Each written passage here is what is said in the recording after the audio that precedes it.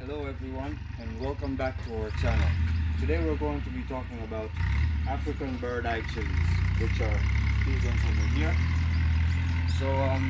These ones here are a bit dried and we've harvested them a couple of days ago. And we have the fresh ones over here and this is what they look like. So something about the African bird-eye chili.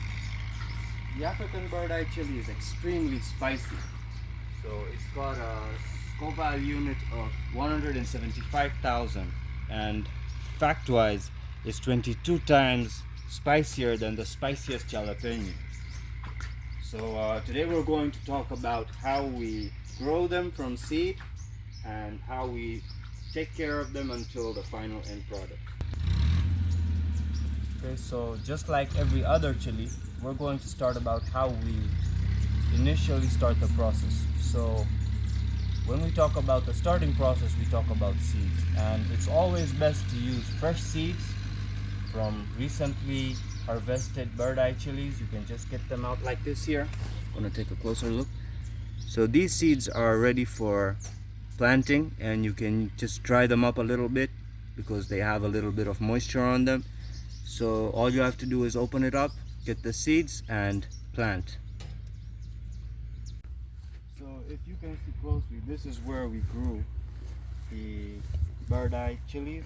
We started them from seeds, and because we're growing them in large scale rather than growing them in seed trays, we just grow them in flatbeds like this one. And what we do is we just grow them in rows like this, in lines. If you can take a closer look, we planted these seeds about 2 weeks ago and they've already started germinating well. And the reason of having high germination rates this time is because we used fresh seeds. Because last time we used aged seeds, they didn't grow very well and the germination rate was very poor. So this year we have the same bird-eye chilies that we grew about a month and a half ago. So what we're gonna do here is these ones are ready for transplanting, and they grow really healthy. If you can see them, this is what they look like. So what we're going to do is just get the healthiest ones out simply by gently loosening up the soil a bit so that we can pull them off nicely with the roots on. Just gonna dig a little deeper here. There we go.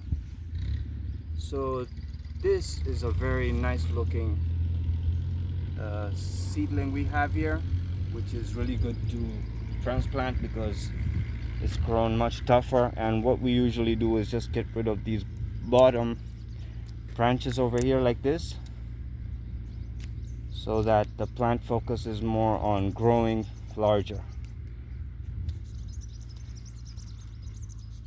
Just like this, and this is what we're going to move into our soil.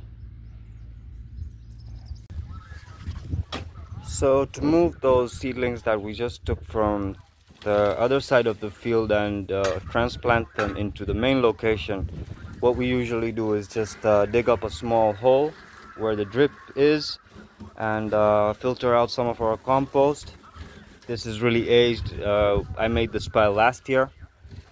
Started off as a hot compost. What I'm going to do is just mix it up with a little bit of biochar and then use this to start our transplants in. We've come here with our seedlings that we just took from there, and we're now going to transplant them, and we're going to select the healthiest, strongest ones like this one. This one is good enough to move, just getting rid of the lower leaves here. And this is the bird-eye seedling. What we're going to do is just move them in between the rows, in between our drip line over here. And this is looks like a 60 centimeter drip line. So what we're doing is we're leaving the middle one and we're planting on the next one, because these ones tend to grow a little wide. So just loosening up the soil a little bit over here, and to this we're going to add our compost. This is the compost mixed with biochar, and we're just going to bury it all the way till here, which is fine. So this one has a very low chance that it will die off here, and it's going to make it all the way to the final stage, which is the one over here I'm going to show you right now.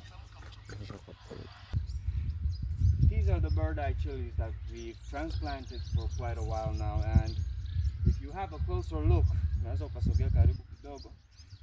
they're growing really healthy. And what I was talking about, the wideness, that is why we usually leave one drip hole and plant it on the next, so there is a bit of space between each chili. Health wise, they're really good, and this is what they look like. This is how they grow, and that's about it. It's pretty simple, and this is how we grow bird eye chilies. Thanks for watching this video. See you next time.